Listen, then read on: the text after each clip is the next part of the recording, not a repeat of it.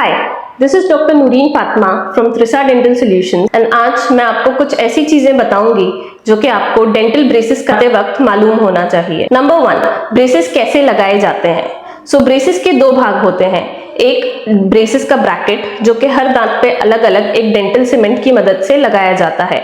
दूसरा वायर जो कि सारे ब्रैकेट्स को ज्वाइन करता है एक इलास्टिक की मदद से और टीथ को उसकी करेक्ट पोजीशन में लाने में हेल्प करता है। नंबर 2, ब्रेसेस का ट्रीटमेंट कब तक चलता है। Case to case treatment duration vary करता है। अगर किसी केस में माइनर करेक्शन है, स्पेस क्लोजर या माइनर टीथ की पोजीशनिंग करेक्ट करनी है तो वो 6 to 8 मंथ्स में कंप्लीट हो सकता है। और अगर किसी का ज्यादा मालोक्लूजन है, ज्यादा ओवरजेट, ओवरबाइट, ज्यादा क्राउडिंग है तो ऐसे केसेस में 2 से 3 साल तक का समय भी लग सकता है। नंबर 3, आपको अपने ब्रेसेस के ट्रीटमेंट के लिए कितनी बार डॉक्टर को विजिट करना पड़ेगा। तो आपका डॉक्टर आपको depending on your case month में आपको मिनिमम 1 बार या मैक्सिमम 2 to 3 टाइम्स मंथ में एक विजिट के लिए बुला सकते हैं। ब्रेसेस लगाने के बाद आप अपना ओरल हाइजीन कैसे मेंटेन कर सकते हैं। अपना ओरल हाइजीन मेंटेन करने के लिए आपको प्रॉपर्ली ब्रश करना है। ब्रेसेस के साथ खाना अटकने की जगह काफी ज्यादा होती है। ऐसे में पेशेंट्स के कैविटीज या वाइट स्पॉट्स होने के चांसेस ज्यादा रहते हैं। ब्रेसेस के साथ हाइजीन मेंटेन करना बहुत जरूरी है। ऐसे में आपको 2 टाइम ब्रश करना है। मिरर में देख के ब्रश करिए। मेक श्योर करिए कि जो भी आपका फूड पार्टिकल्स है वो वायर्स और ब्रैकेट्स के बीच में से निकल जाए। इफ रिक्वायर्ड आप एक प्रोक्सा ब्रश यूज करके वायर के नीचे से अपने दांत को क्लीन कर सकते हैं। ऑल्सो आप फ्लॉस भी कर सकते हैं।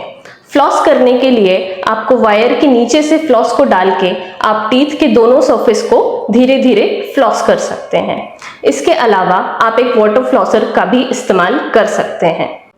ब्रेसेस कराने के बाद आप क्या खा सकते हैं और क्या नहीं खा सकते। ब्रेसेस कराने के बाद इनिशियली हर पेशेंट्स को डिस्कम्फर्ट होता ही है।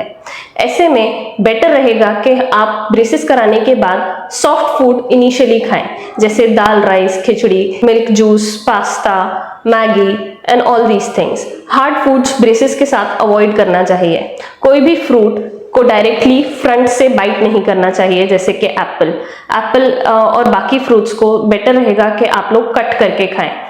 ब्रेसेस कराने के बाद आप कुछ कॉमन प्रॉब्लम्स फेस कर सकते हैं। मोस्टली ब्रैकेट्स या वायर्स के शार्प एजेस की वजह से पेशेंट्स को कॉमनली अल्सर्स और चीक बाइटिंग रहता है। ऐसे केस में आप एक डेंटल वैक्स लेके वो एरिया पे लगा सकते हैं ताकि आपको वो वायर या ब्रैकेट चुभना बंद हो जाए। ऑल्सो अगर कोई आपको अल्सर हुआ है तो ऐसे अल्सर्स पे आप कोई एनेस्थेटिक जेल लगा सकते हैं, जैसे कि म्यूकोपेन। इसके अलावा एक कॉमन प्रॉब्लम होती है कुछ खाते वक्त ब्रैकेट का अपनी जगह से निकल जाना या वायर का ब्रैकेट पे से लूज हो जाना, तो पेशेंट्स को बहुत ज्यादा प्रॉब्लम होती है। इस सिचुएशन में आपको इमीडिएटली अपने डेंटिस्ट को कांटेक्ट करना चाहिए और नेक्स्ट अपॉइंटमेंट लेके उनसे अपना ब्रैकेट और वायर रीपोजिशन करा के ठीक करा लेना चाहिए। जब आपका ट्रीटमेंट खत्म हो जाए तो इसके बाद आपको क्या क्या चीजें ध्यान रखनी चाहिए। ब्रेसेस निकालने के बाद एक फेज होता है जिसको हम रिटेंशन फेज कहते हैं। इसमें आपके टीथ को जो करेक्ट पोजीशन में लाया है वो उसी पोजीशन में बने रहे, इसलिए आपके ऊपर और नीचे के दांतों के पीछे की तरफ एक वायर लगाया जाता है। इस वायर की मदद से जो आपके टीथ हैं वो उसकी करेक्ट पोजीशन में ही रहते हैं और दोबारा अपनी ओरिजिनल पोजीशन में मूव नहीं करते। इसके अलावा एक आपको ट्रे दी जाती है जो कि आजकल मोस्टली ट्रांसपेरेंट होती है, जो आपको ऊपर और नीचे पहनना रहती है। ये ट्रांसपेरेंट ट्रे भी हेल्प करती है कि आपकी टीथ की जो पोजीशन है वो मेंटेन रहे और आपके टीथ अननेचुरल पोजीशन में मूव ना करें। ये रिटेनर पहनना बहुत ज्यादा जरूरी है, अदरवाइज आपके पूरे ट्रीटमेंट का जो स्ट्रगल है वो खराब हो सकता है।